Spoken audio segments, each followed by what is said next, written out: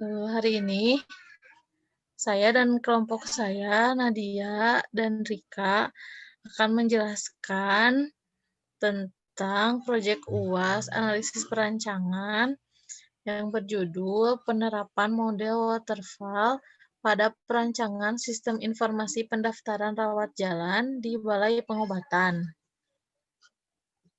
Dalam dunia pekerjaan seperti sekarang ini, penggunaan komputer sudah menjadi salah satu kebutuhan penting yang tidak dapat dihindarkan lagi. Seperti halnya di bidang perkantoran, perdagangan, perbankan, rumah sakit, dan masih banyak lagi. Salah satu keunggulan dalam menggunakan sistem komputer adalah di mana sistem informasi dan pengolahan data menjadi cepat. Di samping itu, penggunaan komputer sangat banyak manfaatnya. Misalnya, dengan menggunakan komputer, para karyawan dapat menyelesaikan pekerjaan dengan cepat, tepat, dan akurat dibandingkan secara manual. Dalam penggunaan komputer di dunia pekerjaan agar semakin mempermudah dalam menyelesaikan pekerjaan, biasanya akan dikembangkan dengan dibuatkannya sistem informasi. Sistem informasi merupakan kombinasi teratur dari orang-orang, perangkat keras, perangkat lunak, jaringan komunikasi, dan sumber daya data yang mengumpulkan, mengubah, menyebarkan informasi dalam sebuah organisasi. Sebelum membuat sistem informasi, dibutuhkan analisis dan perancangan agar hasil yang didapatkan sesuai dengan yang diharapkan. Dan untuk membuat analisis dan perancangan sistem informasi, diperlukan metode pengembangan. Metode yang akan digunakan dalam perancangan ini adalah menggunakan waterfall. Dengan metode ini, menggunakan beberapa tahapan, yaitu yang pertama, requirement analysis. Tahap ini, pengembang sistem diperlukan komunikasi yang bertujuan untuk memahami perangkat lunak yang diharapkan oleh pengguna dan batasan perangkat lunak tersebut. Informasi ini biasanya diperoleh melalui wawancara, diskusi, atau survei langsung. Informasi dianalisis untuk mendapatkan data yang dibutuhkan oleh pengguna. Kedua, sistem desain. Spesifikasi kebutuhan dari tahap sebelumnya akan dipelajari dalam fase ini, dan desain sistem disiapkan. Desain sistem membantu dalam menentukan perangkat keras atau hardware dan sistem persyaratan dan juga membantu dalam mendefinisikan arsitektur sistem secara keseluruhan. Yang keempat, integration and testing. Seluruh unit yang dikembangkan dalam tahap implementasi dan diintegrasikan ke dalam sistem setelah pengujian yang dilakukan masing-masing unit. Setelah integrasi, seluruh sistem diuji untuk mengecek setiap kegagalan maupun kesalahan. Yang kelima, operation and maintenance.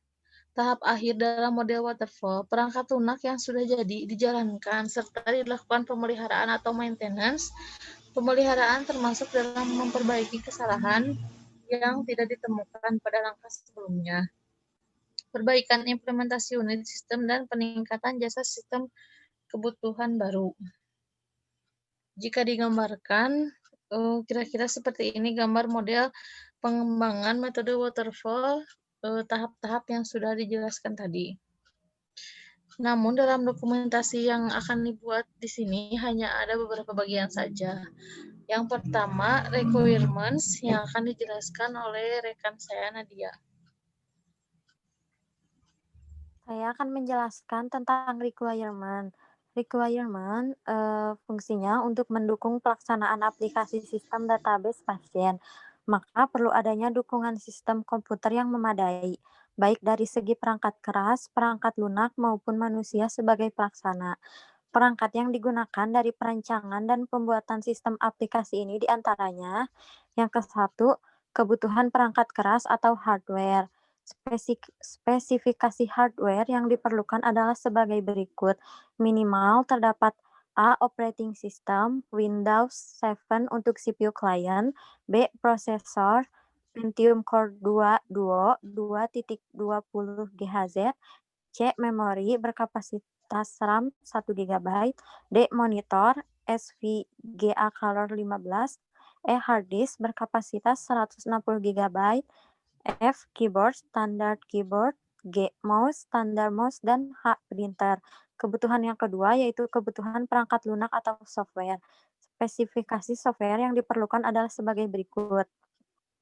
A. Operating System, Windows Server 2000 untuk CPU server. B. Software, Microsoft Visual Studio 2015. C. Bahasa program, menggunakan VB.NET. D. Database server, Microsoft SQL Server 2012. Dan E. Antivirus. Kebutuhan yang ketiga yaitu kebutuhan perangkat pendukung jaringan internet, yaitu modem, router, dan LAN. Kebutuhan yang keempat yaitu unsur pelaksana, programmer, dan operator. Seperti contoh gambar perancangan kebutuhan pada sistem informasi pendaftaran rawat jalan di Balai Pengobatan berikut ini, yaitu terdapat sistem perangkat lunak, modem, router, CPU. Yang pertama, modem akan menghubungkan setiap server ke jaringan internet. CPU server ini yang akan menghasilkan data-data di CPU dokter dan CPU administrasi melalui router.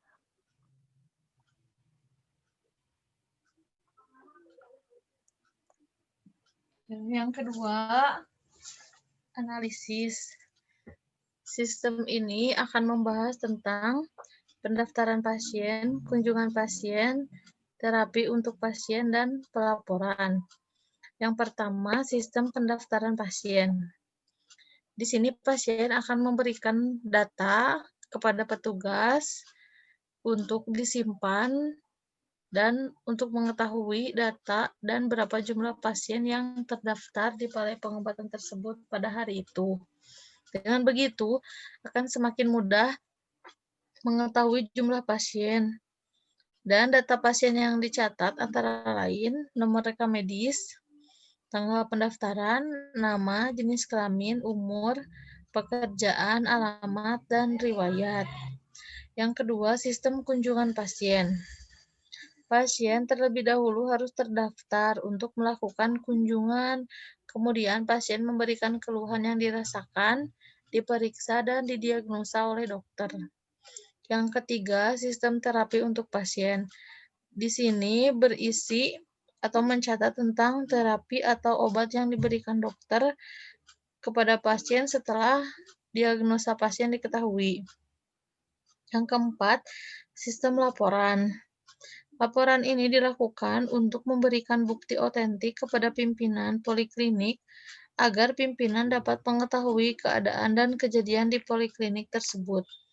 Laporan yang dibuat antara lain laporan data kunjungan, jumlah pasien, dan pembuatan kartu identitas berobat bagi pasien.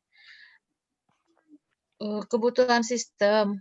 Yang pertama, sistem harus melakukan login terlebih dahulu sebelum dapat diakses. Yang kedua, petugas atau bagian administrasi, dokter melakukan login terlebih dahulu. Yang ketiga, sistem harus dapat menerima pendaftaran pasien baru. Yang keempat, petugas melakukan pendaftaran pasien baru. Yang kelima, sistem harus mampu melakukan rekam medis pasien.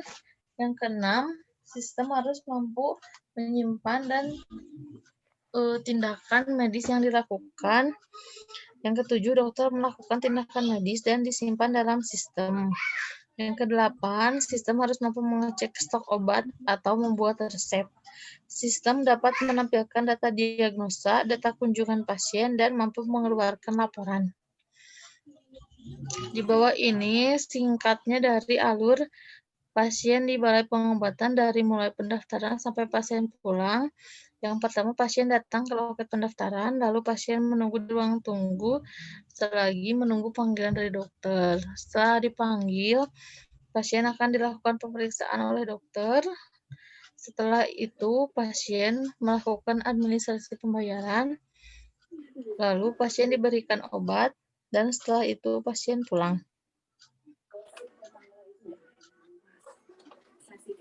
Sistem flow diagram pada sistem informasi pendaftaran.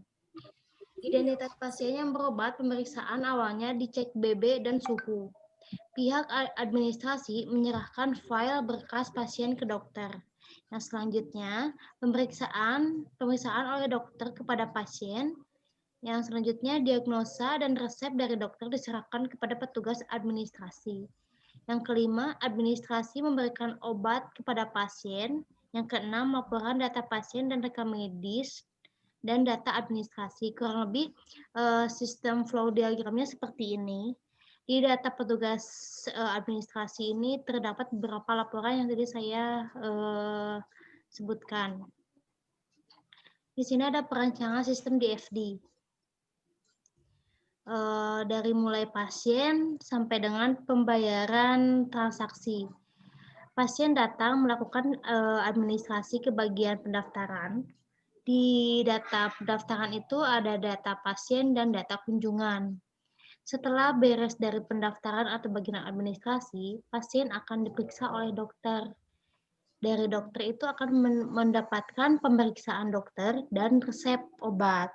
Dari pemeriksaan dokter itu akan keluarlah terapi dan diagnosa. Dari resep obat akan tertulislah obat-obatan yang harus dikonsumsi oleh pasien. Setelah itu akan adanya data transaksi atau nota pembayaran. Dari data transaksi ini akan bisa dibaca juga oleh bagian pendaftaran atau bagian administrasi. Kurang lebih seperti itu data flow diagram DFD level 0. Data flow DFD level 1 dari pendaftaran, kurang lebih ini lebih singkat lagi. Pasien akan datang ke bagian pendaftaran untuk pengisian formulir pendaftaran. Dari pasien dari data formulir ini akan divalidasi oleh bagian pendaftaran. Dari bagian pendaftaran, dari hasil validasi ini akan adanya data kunjungan. Itu data flow diagram DFD level 1 di bagian resep. Dari bagian dokter akan membuatkan resep. Pembuatan resep, setelah pembuatan resep, data tersebut akan masuk ke petugas administrasi resep. Penyerahan obat kepada pasien, setelah itu selesai. Dari pembuatan resep ini ada data obat dan data terapi. Perancangan database ERD. Di sini ada beberapa. Dari data pasien ini terdiri dari nama, tanggal lahir, nomor rekam medis, jenis kelamin, umur, pekerjaan, riwayat, dan alamat. Setelah itu diregistrasi dan kunjungan. Di data kunjungan akan ada keterangan, tindakan, diagnosa, keluhan, tanggal kunjungan terakhir, jenis poliklinik, dan nomor rekam medis. Dari kunjungan ini akan mendapatkan diagnosa. Di diagnosa ini akan ada data kode diagnosa ICD-10 dan nama diagnosanya. Dari diagnosa akan lahirnya obat. Di data obat itu akan ada nama obat dan kode obat. Setelah itu ada terapi, kode terapi dan nomor rekam medis. Ini kode diagram IRD. Di sini bisa kita lihat mengidentifikasikan seperti field di dalam sistem ini dapat ditujukan dalam kamus data sebagai berikut. A. Data pasien menghasilkan tabel pasien yang terdiri nomor rekam medis sebagai foreign key.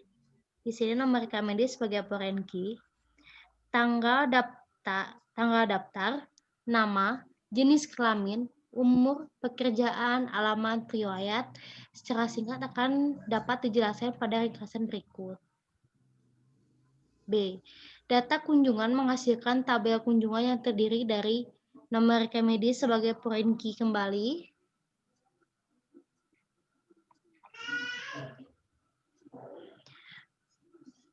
tanggal kunjungan, jenis poliklinik dan keluhan, diagnosa, tindakan, keterangan secara singkat dapat dijelaskan pada ringkasan berikut. Ini ya ringkasannya. Data C. Data diagnosa menghasilkan tabel diagnosa yang terdiri dari kode diagnosa dan nama diagnosa. Secara singkat, datanya akan datang seperti ini. Yang D, data obat menghasilkan tabel obat yang terdiri dari kode obat dan nama obat. Secara singkatnya bakal dijelaskan keringkasan seperti yang data obat seperti ini. Data terapi menghasilkan tabel terapi yang terdiri dari nomor reka medis sebagai foreign key dan kode obat sebagai foreign key. Secara singkat dapat dijelaskan keringkasan berikut.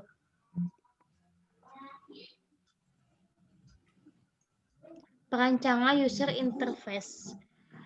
Form login. Sebelum menjalankan aplikasi program, terlebih dahulu admin atau user harus masuk ke form login. Admin atau user harus mengisi user dan password. Form utama.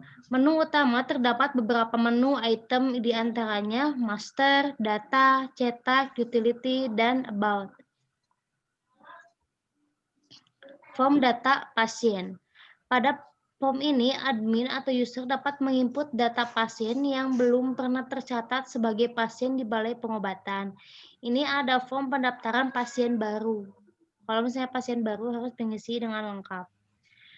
Form kunjungan. Form ini digunakan untuk memasukkan data kunjungan pasien. Form lihat data kunjungan. Form ini digunakan untuk mencari data kunjungan pasien berdasarkan nomor reka medis yang diinginkan. Form ini akan dilengkapi untuk button hapus yang berfungsi untuk menghapus kunjungan pasien. Dapat diakses dengan menggunakan nomor reka medis pasien. Form data diagnosa. Form data diagnosa digunakan untuk menginput data-data diagnosa. Pada form ini dilengkapi dengan button edit dan hapus. Data-data diagnosa juga dapat diurutkan berdasarkan kode diagnosa dan nama diagnosa. Seperti ini ya. Ini kode diagnosa itu kode ICD sama nama diagnosanya akan langsung keluar ketika kita memasukkan kode ICD-nya. Form terapi. Form terapi digunakan untuk menginputkan data obat. Pada form ini dilengkapi dengan button, edit, dan hapus. Data-data obat juga dapat diurutkan berdasarkan kode dan nama obat. Form cetak kartu obat. Form ini digunakan untuk mencetak kartu berobat pasien berdasarkan kurun waktu yang tertentu di nomor reka medis. Di sini bisa dicari mau per tanggal berapa sampai dengan tahun berapa. Nanti akan keluar data pasien kunjungannya. Form laporan kunjungan. Form ini digunakan untuk membuat laporan data kunjungan pasien berdasarkan data kunjungan dan jumlah kunjungan.